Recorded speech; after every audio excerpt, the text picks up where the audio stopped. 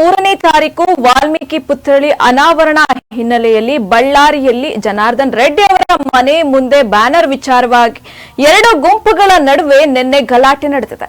ಇನ್ನು ಜನವರಿ 3ನೇ ತಾರೀಕು ವಾಲ್ಮೀಕಿ ಪುತ್ಥಳಿ ಅನಾವರಣ ಹಿನ್ನೆಲೆಯಲ್ಲಿ ನಂತರ ಅಲ್ಲಿ ತಳ್ಳಾಟ ನೂಕಾಟ ಇನ್ನೂ ಜಾಸ್ತಿ ಆಗಿರುವಂತದ್ದು ದೃಶ್ಯಾವಳಿಗಳಲ್ಲೂ ಕೂಡ ನೀವು ನೋಡ್ತಾ ಇದ್ದೀರಿ. ಏನು ವಾಲ್ಮೀಕಿ ಪುತ್ಥಳಿ ಅನಾವರಣ ಏನು ಇತ್ತು 3ನೇ ತಾರೀಕು.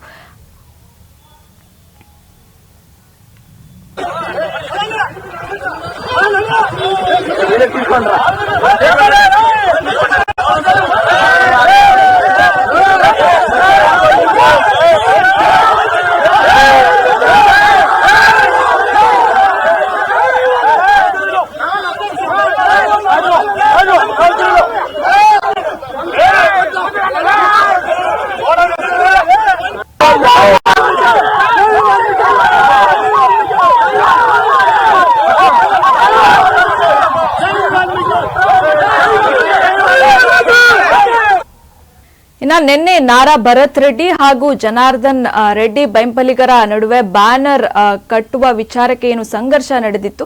ಘರ್ಷಣೆಯ ವೇಳೆ ಜನಾರ್ದನ್ ರೆಡ್ಡಿ ಮನೆ ಮೇಲೂ ಕೂಡ ಅವರ ಬೆಂಬಲಿಗರು ಕಲ್ಲು ತೂರಾಟವನ್ನ ಕೂಡ ನಡೆಸಿದ್ದಾರೆ. ಜನಾರ್ದನ್ ರೆಡ್ಡಿ ನಿವಾಸದ ಮುಂದೆ ಮತ್ತೆ ಪರಿಸ್ಥಿತಿ ಉದ್ವಿಗ್ನ ಆಗಿರುವಂತದ್ದು. ಸ್ಥಳಕ್ಕೆ ನಾರಾ ಭರತ್ ರೆಡ್ಡಿ ಬರುವ ಮಾಹಿತಿ ಹಿನ್ನೆಲೆಯಲ್ಲಿ ಕೈಯಲ್ಲಿ ದೊಣ್ಣೆ ಹಿಡಿದು ಜನಾರ್ದನ್ ರೆಡ್ಡಿ ಬೆಂಬಲಿಗರು ನಿಂತಿರುವಂತದ್ದು.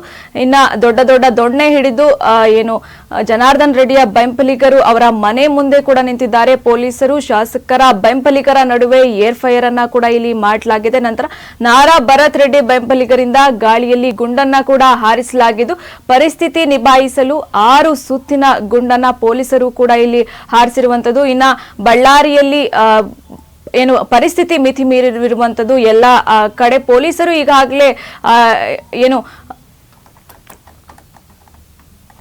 ಉದ್ವಿಗ್ನ ಪರಿಸ್ಥಿತಿಯನ್ನ ನಿಭಾಯಿಸಲು ಪೊಲೀಸರು ಕೂಡ ಬಳ್ಳಾರಿಯ ಸುತ್ತಮುತ್ತ ಎಲ್ಲಾ ರೀತಿಯಲ್ಲೂ ಕೂಡ ಇದ್ದಾರೆ. ನಾರಾ ಭರತ್ ರೆಡ್ಡಿ ಹಾಗೂ ಜನಾರ್ದನ್ ರೆಡ್ಡಿ ಬೆಂಬಲಿಗರ ನಡುವೆ ಈ ಘರ್ಷಣೆ ನಿನ್ನೆ ಸಂಭವಿಸಿರುವಂತದ್ದು.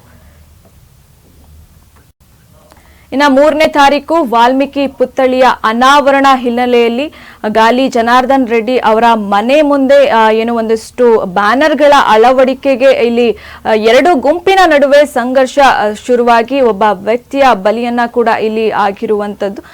ಮೊದಲು ಏನು ಎರಡು ಗುಂಪಿನ ನಡುವೆ ಮಾತಿನ ಚಕಮಕಿ ನಡೀತಾ ಇರುತ್ತೆ. ನಂತರ ಸ್ಥಳಕ್ಕೆ ಶ್ರೀರಾಮುಲು ಹಾಗೂ ಏನು ಗಾಲಿ ಜನಾರ್ದನ ರೆಡ್ಡಿ ಆಗಮಿಸಿದಂತೆ ಅಲ್ಲಿ ಪರಿಸ್ಥಿತಿ ವಿಕೋಪಕ್ಕೆ ಹೋಗುತ್ತೆ. ನಂತರ ಗುಂಡು ಹಾರಿಸಿ ಭರತ್ ರೆಡ್ಡಿಯ ಗನ್ಮ್ಯಾನ್ ಒಬ್ಬ ಸಾವನ್ನಪ್ಪಿರುವ ಘಟನೆ ಕೂಡ ಅಲ್ಲಿ ನಡೆದಿದೆ.